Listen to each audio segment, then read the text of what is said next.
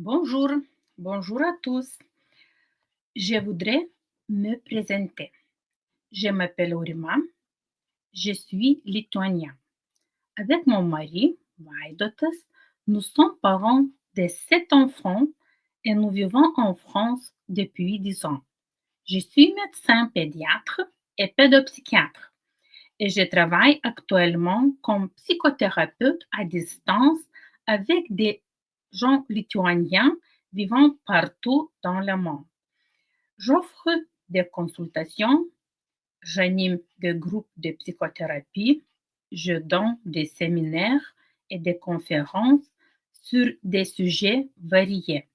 Le développement de la personnalité, ses étapes et ses crises, les relations de couple, les dynamiques familiales, les défis de l'adolescent et bien d'autres thèmes.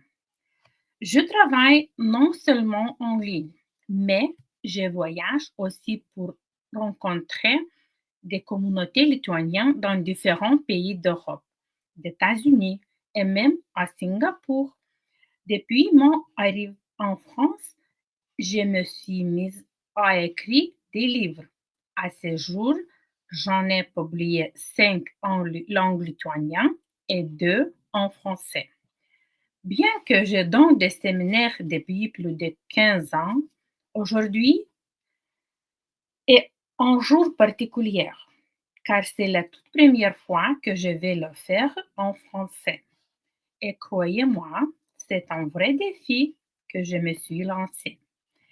Je vais vous parler des sujets simples, des aspects et de la vie quotidienne que nous connaissons tous, mais j'ai structuré de manière un peu plus scientifique, tout en restant accessible.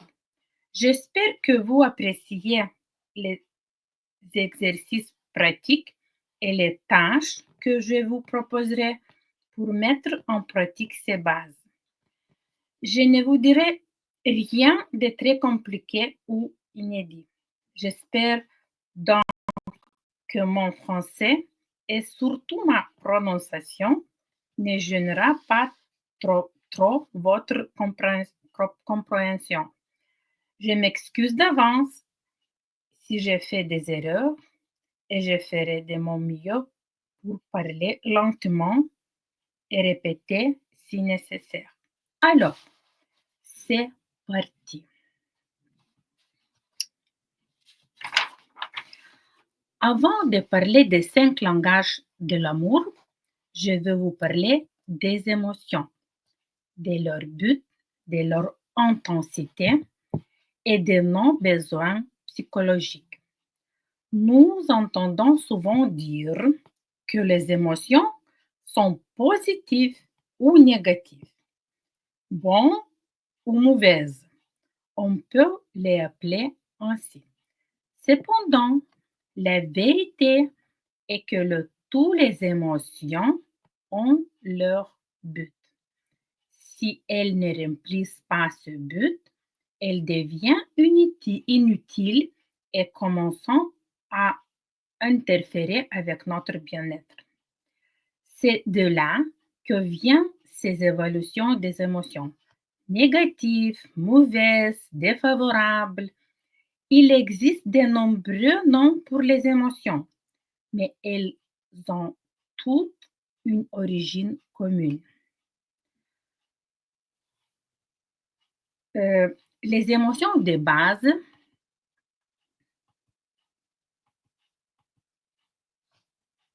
sont au nombre de 4. C'est ça, colère, peur, tristesse, joie. Immédiatement, nous pensons que seule la joie est une émotion agréable pour nous.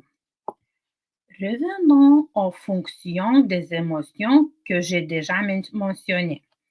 C'est très simple à retenir, c'est pourquoi je veux vous montrer comment reconnaître ce que nous ressentons en fonction de ce qui nous arrive. Croyez-moi, il est très facile de se tromper et de penser que nous sommes tristes alors que nous sommes en réalité en colère. Ainsi, deux émotions de base ont le même but, mais notre comportement diffère lorsque nous les ressentons. La colère et la peur sont des émotions destinées à nous protéger notre vie. C'est une fonction protectrice. Lorsque nous ressentons une menace, nous avons peur ou nous nous mettons en colère et nous nous défendons, attaquons. Nous protégeons nos limites. C'est une fonction très importante et nécessaire. Ces deux émotions sont vitales. Cependant, dans la société, j'entends souvent dire qu'il ne faut pas avoir peur, qu'il ne faut pas se mettre en colère, et ainsi de suite. Je pense que vous en avez aussi entendu parler. Ma petite tâche pour vous. Dans vos familles, quand vous étiez enfant, qu'entendiez-vous le plus souvent au sujet de ces deux émotions? Que disaient vos parents? Ces règles non écrites. Il est laid d'être en colère, ne me montre pas ta colère, ne sois pas lâche, il n'y a rien à craindre, et ainsi de suite. Souvenez-vous et réfléchissez à ce que vous dites maintenant dans vos familles, à vos enfants et petits-enfants si vous en avez. Il est très important d'être honnête avec soi-même. Ainsi, vous pourrez reconnaître les émotions que vous ne permettez pas d'exprimer, peut-être et de ressentir. À long terme, cela devient comme une anesthésie, une insensibilité, parce que notre esprit nous dit ceci. Les deux autres émotions de base sont la tristesse et la joie. Quels sont leurs objectifs? La tristesse est une émotion qui nous aide à faire nos adieux. Peu importe ce qui se termine dans votre vie, une relation, un projet, une étape de vie comme l'école ou le mariage, la perte d'un être cher ou la destruction d'un objet aimé. La tristesse doit être présente même brièvement, nous remplit sa fonction, nous aide à faire nos adieux. J'ai remarqué que souvent, nous aimons nous réconforter mutuellement en disant ne sois pas triste, tout ira bien. Mais pourquoi ne pas plutôt dire sois un peu triste et tu te sentiras mieux tout de suite?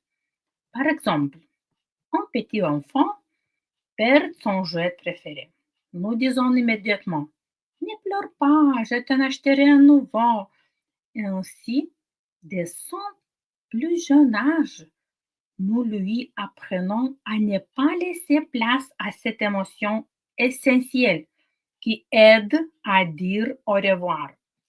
Nous lui apprenons à éviter la tristesse qui pourra un jour nous submerger avec une grande intensité et se transformer en dépression car nous ne savons plus comment la vivre brièvement.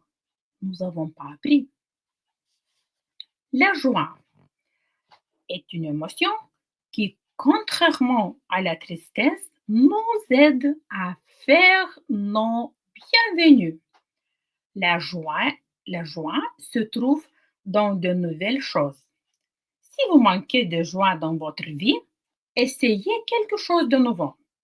Prenez un nouveau chemin pour aller travailler, faites vos courses dans un nouveau magasin, essayez un nouveau restaurant, cuisinez un nouveau plat, achetez peut-être un nouveau vêtement ou osez faire quelque chose que vous n'osez pas faire par peur de danger. Nous connaissons maintenant les objectifs de toutes les émotions de base. Maintenant, je dois préciser que toutes les émotions de base ont non seulement des objectifs, mais aussi une intensité. Et en fonction de cela, nous donnons aux émotions d'autres noms. Si nous tracions une échelle de 0 à l'infini, quelque part au milieu se trouveraient les émotions de base, avec leurs noms. Colère, peur, tristesse et joie au milieu. Et une émotion de cette intensité remplit toujours les objectifs que nous connaissons déjà. Cependant, si nous nous déplaçons vers la gauche sur cette échelle, c'est-à-dire vers 0, l'intensité des émotions diminuera et nous ressentirons par exemple, l'anxiété, ce registre de la peur, de l'irritabilité, registre de la colère, de la déception ou un peu de bonheur. Et comme vous pouvez le voir, ce sont déjà d'autres noms émotions en fonction de la force et de l'intensité de l'émotion de base. Si nous déplaçons vers l'autre côté de l'échelle que nous avons déjà tracée, l'intensité augmentera. Et au lieu de la peur, au milieu, nous passerons à la panique, la peur irrationnelle. Connaissez les attaques de panique. Ou au lieu de la colère, à l'agressivité. Au lieu de la joie, à l'euphorie. Et au lieu de la tristesse, à la dépression. Ainsi, voilà à quoi ressemble le changement d'intensité émotionnelle. On a d'autres noms qui correspondent à telle ou telle émotion de base, mais qui ne remplissent pas leur véritable objectif qui dépend de l'intensité de l'émotion. Les émotions trop faibles ou trop fortes nous empêchent de vivre. Elles ne sont pas utilisées à un bon objectif et c'est pourquoi nous ne voulons pas les ressentir. Nous ne voulons pas les exprimer. Nous voulons nous en débarrasser. Nous les réprimons. Il est maintenant temps de parler d'une autre caractéristique des émotions. Les émotions sont une source d'énergie. Elles apportent simplement de l'énergie. Les émotions intenses apportent une plus grande énergie. Les moins intenses en apportent moins. Ainsi, lorsque nous avons l'impression d'être en danger, nous nous mettons en colère ou nous avons peur. Alors qu'en réalité, il n'y a pas de danger contre lequel nous devrions agir avec ces émotions. Fuir ou attaquer, se défendre. Et voici, cette énergie émotionnelle reste en nous. Nous devons la canaliser d'une manière ou d'une autre, la surmonter. Comme nous le savons tous, avec de l'énergie, on peut construire, créer ou détruire quelque chose. Par exemple, une relation ou une vieux placard. On peut créer une œuvre d'art ou ranger une armoire. Il y a tellement de possibilités. Lorsque nous vivions avec nos parents, nous apprenions automatiquement comment exprimer différentes émotions. Afin que vous puissiez mieux vous connaître, je vous invite tous à vous demander et à vous rappeler comment vos parents exprimaient-ils la colère, la peur, la joie et la tristesse. Que vous en souvenez-vous? Et peu importe si vous n'aimiez pas ça du tout, vous l'avez quand même appris de la meilleure façon. Vous l'avez reçu gratuitement, automatiquement, car vous viviez ensemble. Vous étiez à côté. C'est la réalité. Lorsque vous saurez à quel point vous exprimez facilement les émotions, peut-être que vous ne le faites pas, peut-être que vous l'avez interdit. Regardez comment vous les exprimez maintenant. Vous verrez alors ce que vous avez appris de nouveau dans la vie, quelle émotion vous ne vous permettez pas d'exprimer de tout, car vous ne savez pas comment le faire pour que cela vous plaise. Faites ces devoirs à la maison pour vous-même, c'est vraiment très utile. En apprenant davantage sur vous-même, vous pourrez plus tard comprendre pourquoi certaines choses se produisent dans votre vie. Tout cela parce que vous permettez ou non à vous-même d'exprimer ces émotions de base dont je parle aujourd'hui. Alors, plus loin, je vais rappeler brièvement comment reconnaître l'émotion que je ressens. Peur, si je suis en danger et que je n'ai pas les ressources pour me défendre. Je manque d'informations, je ne sais pas comment faire, etc. Colère, si je suis en danger, que quelqu'un a envahi mon espace personnel sans y être invité, que mes limites ont été franchies, que ma patience est à bout et que j'ai la possibilité de me défendre et de me maintenir mes limites. Ça dépend de la façon dont je sais ou peux exprimer ma colère et si je peux être en paix avec moi-même en le faisant. Souvent, nous ne nous permettons pas d'être en colère car nous craignons de sombrer dans une colère intense, avec l'agressivité et de tout gâcher. Tristesse. Quelque chose dans ma vie s'est terminé, s'est arrêté. J'ai perdu un ami, un emploi, une personne, un objet ou même l'espoir. Nous ne sommes tristes que lorsque quelque chose se termine. Très important est de ne pas rester coincé dans la tristesse et de ne pas commencer à en jouir. Certaines personnes de tempérament mélancolique aiment la tristesse et peuvent facilement s'y noyer et il devient alors difficile d'en sortir sans aide. Cependant, cela n'arriverait pas nécessairement s'ils savaient exprimer leur tristesse brièvement et utiliser l'énergie qu'elle procure pour une activité créative. N'importe quelle activité créative apporterait de nouvelles choses et il serait facile de passer à l'émotion de joie.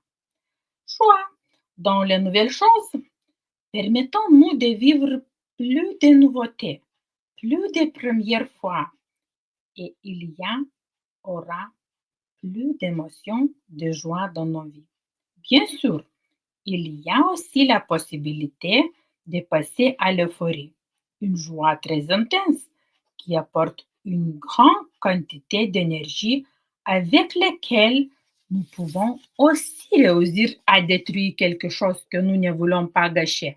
Par exemple, dépenser tout l'argent prévu pour les choses importantes à long terme en, en une seule journée ou quelque chose de similaire.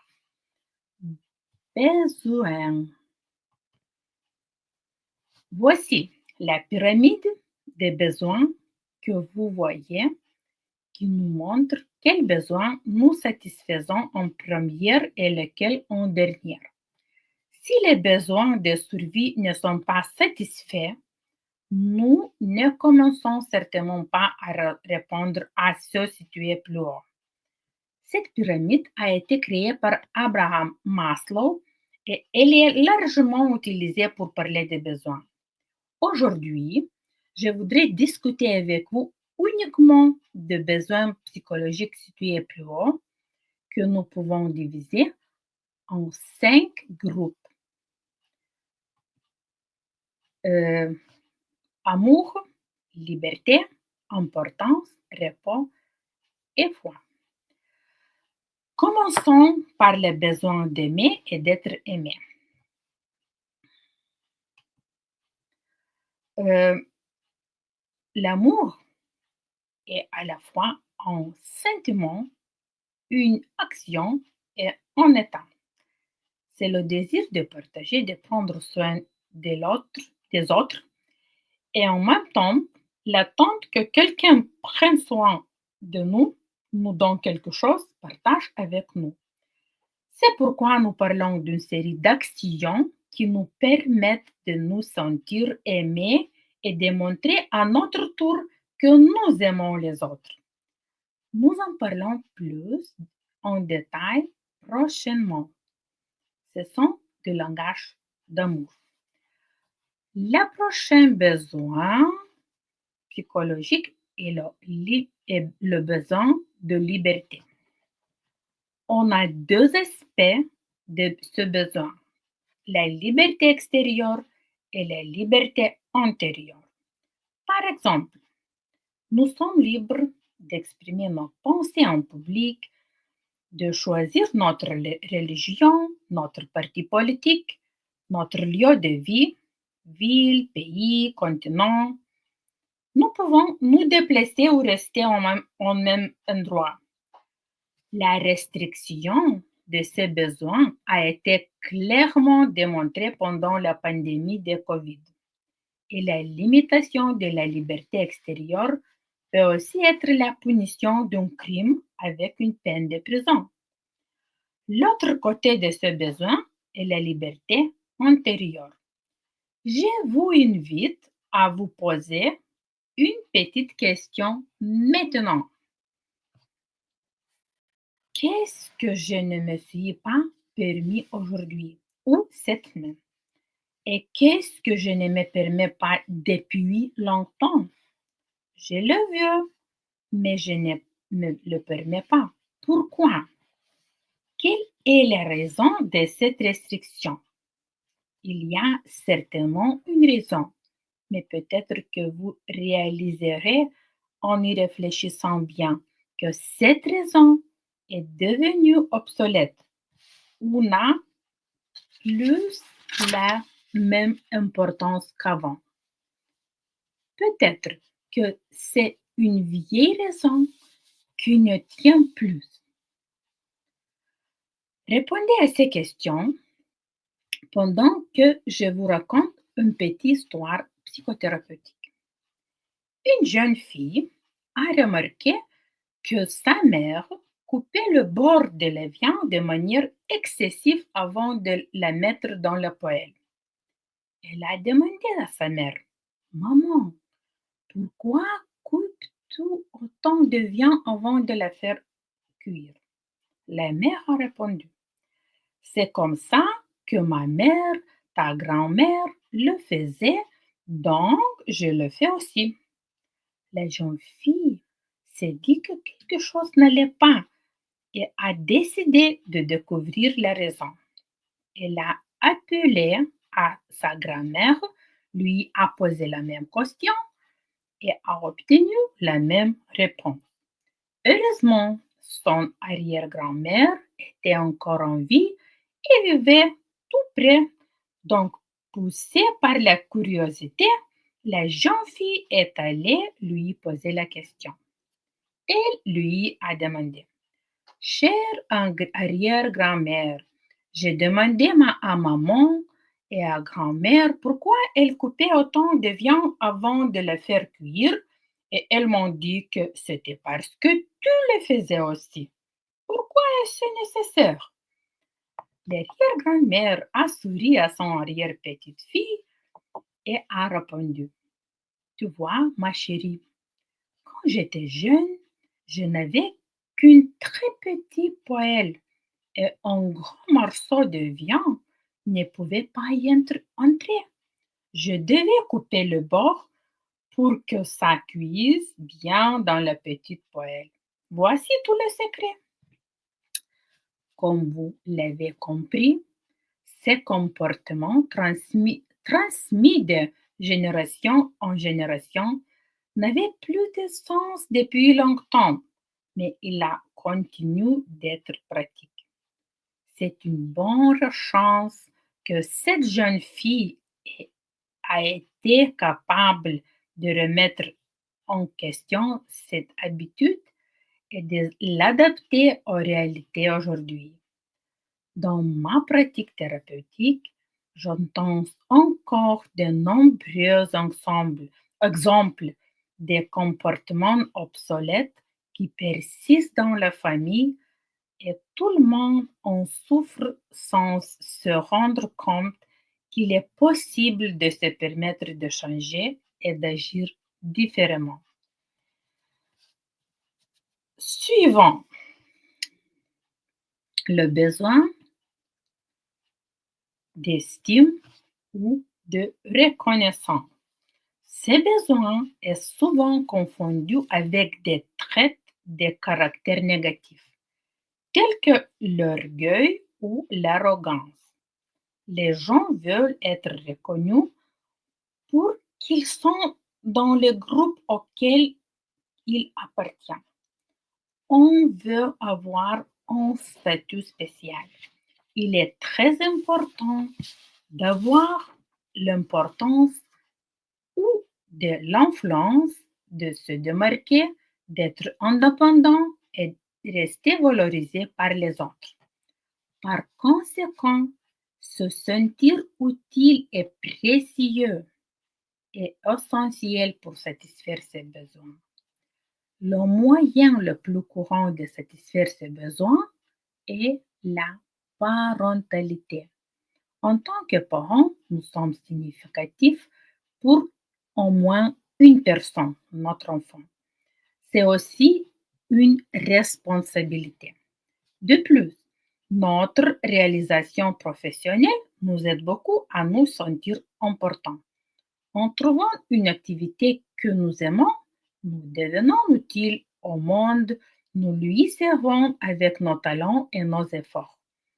Le bénévolat est également un excellent moyen de répondre à ces besoins de reconnaissance. Utilité, nécessité, ce ne sont que d'autres noms pour ce besoin. Le besoin de repos ou de divertissement.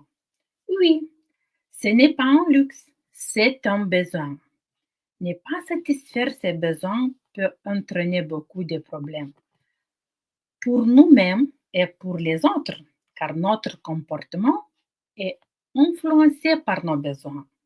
Par exemple, si nous avons faim ou soif, il est très peu probable que nous puissions accomplir correctement des tâches importantes sans faire d'erreur. Nous serons constamment préoccupés par les recherches de nourriture ou d'eau. Si nous ne sommes pas reposés, si nous sommes épuisés, nous ne pourrons pas accorder notre attention de manière satisfaisante. Nous allons simplement stimuler le travail ou toute autre activité que nous essayons de faire à ce moment-là, car la fatigue nous poussera à chercher des moyens de nous reposer. Il est important de noter que les moyens de répondre à ces besoins peuvent parfois être très destructeurs, comme la maladie. Oui, inconsciemment, nous tombons malades pour nous forcer à nous reposer. Il y a des gens qui, adorant leur travail ou une autre activité, cela peut être des engagements envers leur famille ou la communauté, ignorent leurs besoins de repos et leur corps, cherchant à survivre, prend des mesures pour se reposer de manière destructive, en tombant malade. La nature ne fait pas de compromis. Elle suit le chemin le plus court, même si cela signifie sacrifier quelque chose. Nous savons tous que notre corps physique nous aide à gérer nos émotions si nous ne les exprimons pas en les retenant. Un exemple simple pourrait être l'apparition de fièvre due à une colère intense. Bien sûr, les virus ou les bactéries sont également impliqués, mais nous savons tous que ces micro-organismes existent toujours autour de nous, sans pour autant toujours nous rendre malades. Ils n'affectent que ceux qui ont besoin, comme je l'ai mentionné, pour aider à surmonter des émotions intenses qui ne trouvent pas d'autre moyen de s'exprimer. C'est ainsi. Exercice. Réfléchissez à 3 façons de vous reposer qui vous permettent de récupérer vos forces, ainsi qu'au divertissement qui vous donne de plus d'énergie et d'inspiration pour continuer à avancer, à vivre, à créer. Les besoins de foi. C'est un besoin très intéressant et important, donc l'essence est de se sentir partie intégrante du monde et de comprendre que nous ne sommes pas responsables de tout. Vous serez d'accord avec moi pour dire que l'homme n'a pas tout créé dans le monde, n'est-ce pas?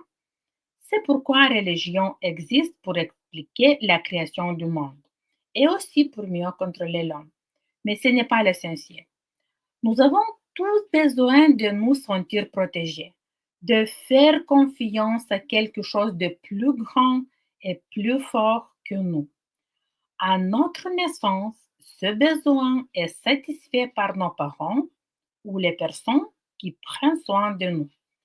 Au fil du temps, nous assumons la responsabilité de nous-mêmes et devenus adultes, nous prenons soin de nous. Cependant, le sentiment que nous ne pouvons pas tout savoir, tout prévoir, tout contrôler est très fort et c'est là que surgit des besoins de foi et de confiance. C'est comme un besoin de se connecter à une force supérieure. Savoir que le monde prendra soin de moi et si je fais ce que je peux. Si je fais ce que je peux.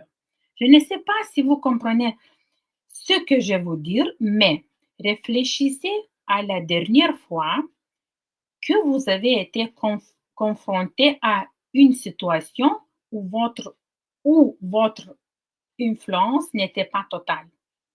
Comment vous êtes-vous senti? Comment avez-vous agi? Et avez-vous ressenti le besoin de croire que tout se déroulerait de la meilleure façon possible, comme il se doit pour que tout le monde soit bien? Voilà ce qu'on a besoin, que l'univers prenne soin de nous. Voilà. Nous revenons maintenant au besoin d'aimer et d'être aimé. L'amour en tant qu'action. Une histoire édifiante. Un homme vient voir un grand sage pour lui demander conseil. Cela fait maintenant un certain temps que ma femme et moi ne ressentons plus que nous ressentions l'un pour l'autre avant. J'ai l'impression que je ne l'aime plus et qu'elle ne m'aime plus non plus. Que dois-je faire? Aime ta faire, femme, répondit le sage. Mais je vous dis qu'il n'y a plus de sentiments, répéta l'homme, pensant que l'autre ne l'avait pas entendu. Le vieillard hocha la tête. C'est là une bonne raison pour toi de l'aimer. Mais l'homme continuait.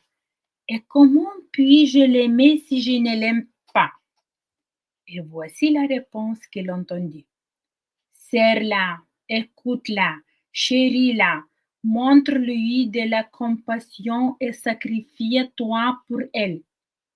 Le véritable amour ne connaît pas d'obstacle, car le mot amour définit non pas le sentiment, mais l'action. Les langages de l'amour. Cela fait plus que 15 ans que j'ai recours à la théorie des 5 langages de l'amour, très simple et clair décrit par le docteur et thérapeute familial aux nombreuses années d'expérience, Gary Chapman. Ce n'est pas pour rien que l'auteur use de la métaphore de langue, car le langage, c'est un système d'expression au moyen de transmettre et de comprendre l'amour. Cette conception très pratique changer ma conception de ma relation avec les membres de ma famille et a contribué à grandement améliorer leur qualité. En détail, en détail, il ne suffit pas de le savoir, il faut appliquer au quotidien. Le langage est quelque chose que l'on apprend dans sa famille. C'est la langue dans laquelle notre maman et notre papa nous parlent qui devient notre langue maternelle. Quand un bébé naît, nous lui parlons avec les 5 langages de l'amour. Tous nos gestes expriment notre amour pour lui. Quand nous tombons amoureux, nous utilisons aussi ces 5 moyens pour plaire à l'autre. Mais il y a généralement un ou deux de ces moyens qui résonnent et qui font que la personne tombe amoureuse de nous. Cela signifie que chacun de nous a un ou plusieurs ou deux langages de l'amour principaux qui nous permettent rapidement de nous sentir aimés. Rapidement. De la même manière, nous utilisons un ou deux langages de l'amour pour exprimer notre affection envers de l'autre, ce que nous maîtrisons le mieux. Les mots de soutien ou d'amour, les paroles valorisantes. Les paroles sont le médicament le plus puissant au monde. Consommons-les avec modération. Les recherches scientifiques ont démontré que les paroles affectent beaucoup l'être humain, déterminent son comportement, la formation de sa personnalité. Il ne faudrait pas user des paroles pour rabaisser ou faire du mal à l'autrui. Le ton de la voix est tout aussi important et véhicule nos émotions, l'amour, la douceur, le respect. Ces actions correspondant le mieux à leur nom. Ce sont des mots que nous utilisons pour exprimer notre amour à notre affection.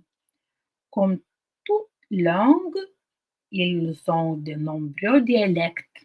Par exemple, compliment, mot de remerciement, fierté, encouragement, orientation, pardon, demande, excuse, etc. Il pourrait y en avoir encore plus. Cela dépend du pays, de la culture de la nation et aussi de la manière dont cela est cultivé au sein de la famille.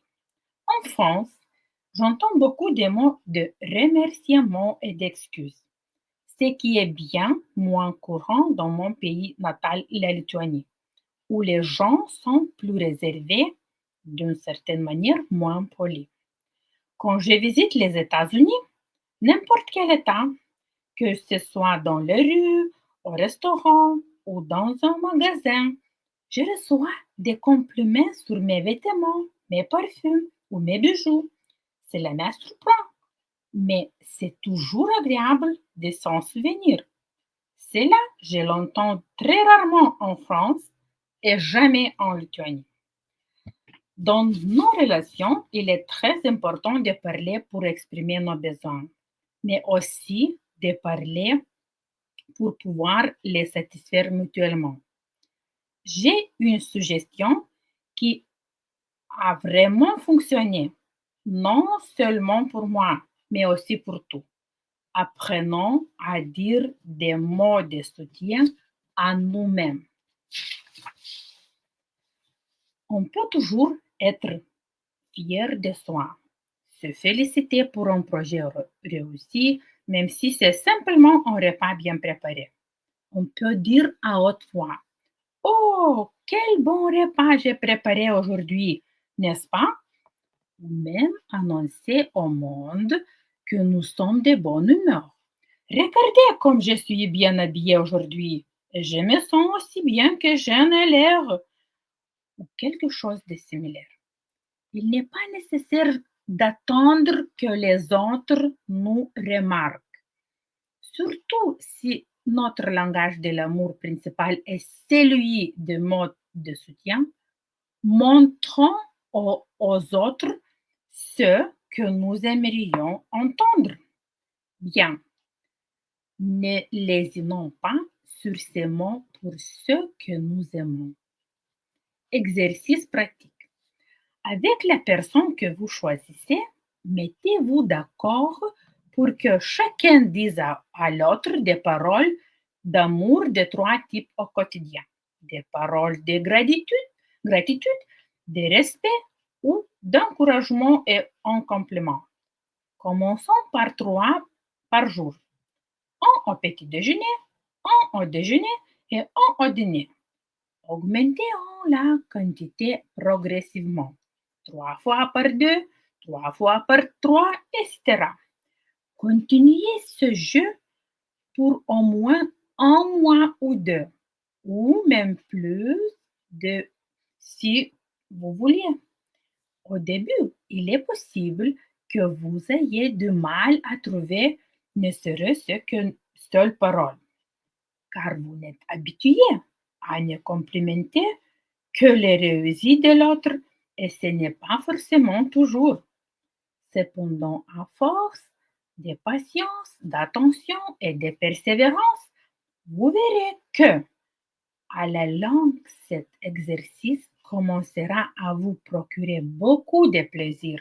Il vous rapprochera et se transformera ensuite en la bonne habitude de se dire quelque chose d'agréable. Le moment de qualité, autre langage d'amour. Le temps, tout comme la vie elle-même, est un bien inestimable que l'on risque de perdre à force d'être toujours pressé. Arrête-toi l'instant, tu es si beau. Remarquer les autres, la nature, jouir du moment présent. Tel est l'art d'une vie de qualité. Passer du temps ensemble. Ce n'est pas seulement être dans la même pièce, c'est faire des actions qui disent tu m'intéresses. Les moments de qualité, c'est se regarder dans les yeux, s'intéresser véritablement à l'autre et l'écouter attentivement. Être ensemble, ce n'est pas avoir des relations intimes ou vivre sous les mêmes toits. C'est de l'attention et des activités communes. Cela inclut également diverses activités partagées: le sport, la danse, la cuisine, les promenades, les discussions, etc. Si nous parlons des relations de couple, alors pour renforcer ces relations et utiliser ce langage de l'amour, il est très utile de consacrer 4 heures par semaine et 24 heures par mois ensemble, sans enfants ni amis, seulement deux. Je peux dire que durant mes 32 années de mariage, j'applique cette formule depuis 20 ans. Et je pense vraiment que cela a contribué à la réussite de notre relation à long terme. Nous sommes deux personnes différentes. Être ensemble et s'occuper de cet enfant, autre personne différente, est vraiment un défi et demande beaucoup de travail. Il est très facile de perdre de vue son rôle de couple, de ne plus ressentir des sentiments tendres l'un pour l'autre, mais seulement de l'obligation et des reproches. C'est pourquoi il est important de ne pas oublier de satisfaire ses besoins. Par exemple, mon langage de l'amour principal est justement celui-ci. C'est pourquoi je m'organise pour avoir ce rendez-vous avec mon mari une fois par semaine et une fois par mois, maintenant même plus souvent. Nous passons au moins une journée entière ensemble. Les cadeaux. Ce langage de l'amour semble assez simple. Lorsqu'on offre quelque chose à quelqu'un, on montre son affection, son amour, son attention. Mais réfléchissez bien. Est-il possible que les cadeaux soient votre langage de l'amour principal et pourquoi? Que font les personnes pour qui les cadeaux sont le langage de l'amour principal? Tout d'abord, elles choisissent les cadeaux pour les autres avec beaucoup de soins et d'attention. Et elles apprécient énormément les cadeaux qu'elles reçoivent, surtout s'ils montrent que l'autre a vraiment pensé à elle. Si la personne qui offre connaît leur goût, leurs préférences, leurs désirs, un enfant ou un adulte pour qui les cadeaux sont le langage de l'amour principal va chérir et prendre soin des cadeaux qu'il reçoit. L'emballage au cadeau sera important pour lui et le prix le sera beaucoup moins. Pour ces personnes, la véritable valeur du cadeau réside dans l'attention qu'il représente. La règle la plus importante lorsqu'il s'agit d'offrir, c'est que le cadeau doit procurer du plaisir à celui à qui il est offert et non à celui qui l'offre. Le véritable cadeau est celui qui est consciencieusement choisi. Sa valeur dépasse de loin son prix. Voilà tous les 5 langages de l'amour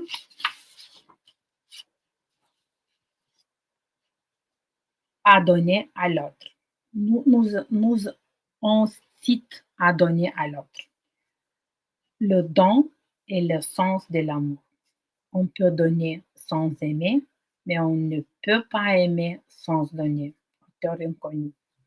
Peut-être que vos parents, durant votre enfance, expriment leur amour par des cadeaux. C'était le cas de ma mère, par exemple. Et vous savez quoi? J'ai appris d'elle à offrir des cadeaux. Mais tant que je ne connaissais pas les autres langages de l'amour, je me sentais un peu étrange. J'exprimais mon amour pour ma famille par des cadeaux, mais je ne ressentais pas vraiment que cela comblait mon besoin d'aimer. Quand j'ai compris que ce qui comptait le plus pour moi était d'avoir des conversations intéressantes et de passer du temps de qualité, j'ai changé. J'ai commencé à organiser des voyages ou autres moments partagés avec ma famille et je me suis sentie beaucoup mieux. J'ai aussi compris que les cadeaux n'étaient pas mon langage de l'amour principal. Voilà, les services rendus. Chaque jour, avec nos proches et même ceux qui ne le sont pas vraiment, nous parlons le langage de l'amour de service. Rendre service à quelqu'un, c'est l'aider dans divers domaines comme dans les tâches ménagères. Cela peut être cuisiner, faire le ménage, apporter une aide professionnelle ou encore aider les enfants à faire leurs devoirs. Nous attendons constamment des services de la part de nos proches. parents, conjoints, partenaires, frères et sœurs, enfants et amis. Nous voulons très souvent faire plusieurs choses à la fois et avons presque toujours besoin de l'aide des autres pour cela. Cela pourrait être une expression d'amour, mais cela peut aussi être simplement une manière de communiquer, surtout pour les personnes qui n'aiment pas parler et préfèrent communiquer par leur action. Voilà. Si votre langage de l'amour est celui des services, vous ressentirez rapidement un manque lorsque la personne qui vous est proche refusera de vous aider lorsque vous le demandez. En revanche, si ce n'est pas votre langage de l'amour principal, vivre avec un partenaire qui ne s'exprime que de cette manière de vous fera de cette manière ne vous fera pas vous sentir suffisamment aimé, même si votre partenaire a l'impression de vous montrer beaucoup d'amour à travers les services.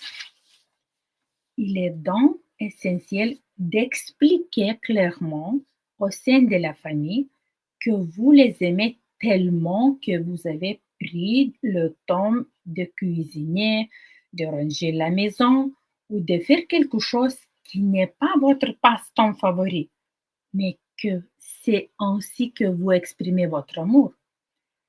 Cela est particulièrement important si les services sont votre langage de l'amour principal. OK. Et voilà le toucher physique. La littérature le dit si bien. Toucher mon corps, c'est me toucher. S'éloigner de mon corps, c'est s'éloigner de moi émotionnellement. Auteur inconnu. Lorsque l'on est triste ou qu'on se retrouve dans une mauvaise passe de la vie, on se prend instinctivement dans les bras afin d'exprimer par là son soutien, sa compassion et son amour. Le langage corporel, comme nous l'avons déjà établi, est un mode de communication important qui véhicule l'essentiel de l'information dans les relations. La proximité physique représente la confiance et la sécurité. Après nous être éloignés de ses parents, c'est notre conjoint qui devient notre être la plus proche, la personne de confiance qui nous inspire le plus de sécurité. Il s'agit de contacts non sexuels, des câlins, des tapotements, des caresses. Il ne faut pas confondre ce langage de l'amour avec les relations sexuelles. Avoir une libido élevée ne signifie pas nécessairement que le toucher physique est votre langage de l'amour principal. Nous exprimons souvent notre amour et notre attention par le toucher physique quand les mots manquent. Par exemple, en cas de deuil, un câlin, une poignée de main ou une caresse sont souvent les meilleurs moyens de réconforter quelqu'un et d'exprimer une affection amicale. Un enfant se blottit contre sa mère ou son père lorsqu'il a peur, qu'il a mal ou qu'il ne se sent seul, et il n'est pas nécessaire d'utiliser des mots pour lui montrer de l'amour. Il suffit de la prendre dans ses bras, de l'embarrasser et de le garder contre soi. Une fois qu'il aura reçu la chaleur de notre cœur, il pourra repartir jouer joyeusement après seulement 5 minutes comme si rien ne s'était passé.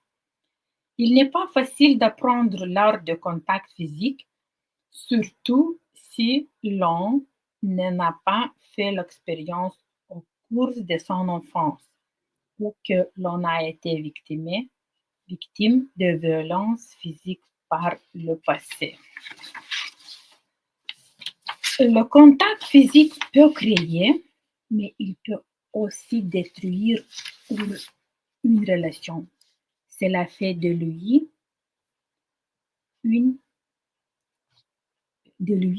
un outil très puissant et très utile sur le terrain de la relation amoureuse. Nos récepteurs tactiles couvrent l'essentiel de notre corps. Le contact peut aussi bien signifier la douceur que la haine et que la colère. Il peut réconforter, il peut aussi être agaçant. Ne nous y trompons pas. L'autre ne ressent pas nécessairement exactement la même chose que nous. Il peut y avoir des sensibilités très différentes. Il est tout aussi important de prendre en compte les différences culturelles. Voilà les 5 moyens d'exprimer son amour, comment comprendre en le mieux que nous, quelqu'un nous aime. Comment découvrir son langage de l'amour et celui des autres. Voici quelques idées que vous pourriez mettre à profit. Première, la façon la plus directe est de lui demander: comment te sens-tu le mieux aimé? Que fais-je bien? Que fais-je mal? Les réponses risquent de vous surprendre. Par exemple, un homme pourrait répondre que ce qu'il préfère, c'est de rentrer dans un domicile bien rangé, pouvoir s'asseoir et se reposer tranquillement, ne rien faire, se taire, et que sa femme ne lui fasse aucun reproche et ne lui demande rien. Ou alors, une femme peut répondre qu'elle se sent aimée lorsque son mari lui demande comment s'est passée sa journée au travail et avec les enfants. Essayez donc de lui poser cette question. Deuxième, observez de quel langage de l'amour une personne use avec vous. Ce qu'il ou elle fait le plus souvent afin de vous plaire. Malheureusement, ce n'est pas aussi simple. Comme je l'ai déjà dit, nous avons tous un ou deux langages de l'amour principaux à travers lequel nous comprenons le mieux les sentiments exprimés par l'autre. Mais nous ne les maîtrisons pas nécessairement pour autant nous-mêmes. C'est pourquoi une femme dont sa mère lui a inculqué d'excellentes qualités de cuisinière prendra parfaitement soin de sa famille, comme si elle parlait le langage amoureux des services rendus. Cependant, elle-même ne se sentira heureuse qu'en entendant des paroles de soutien et d'amour, sans toutefois jamais le montrer, car personne ne le lui a jamais appris. Il y a vraiment beaucoup de cas comme celui-ci. Aussi, si l'on veut découvrir son langage de l'amour principal, on a souvent besoin d'aide externe. Et troisième, faire attention au type de réclamation ou de demande que la personne formule le plus souvent. Voilà. Merci beaucoup d'avoir été des auditeurs si patients. Je souhaite vous présenter mes livres dans lesquels vous trouverez encore plus d'informations sur des sujets complexes expliqués de manière simple. Dans les livres Lettres débordant, vous découvrirez 50 réflexions psychothérapeutiques, une pour chaque semaine de l'année.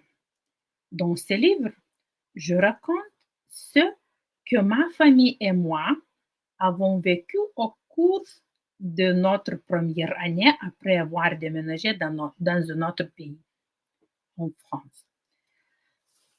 Dans le livre La famille, jeu d'équipe, vous trouverez 10 règles d'or pour les relations, un projet familial et de nombreuses histoires éducatives sur les relations avec vos partenaires, vos enfants, vos parents, ainsi qu'avec vos amis et collègues. C'est un guide sur les relations destinées à des personnes de tous âges. Vous pouvez acheter les livres sur le site de l'éditeur Edilivre, sur Amazon, Fnac, etc., ainsi que sur mon site personnel www.aurimadiliana.com. Merci beaucoup pour votre attention et à bientôt pour de prochaines rencontres. Au revoir. À bientôt.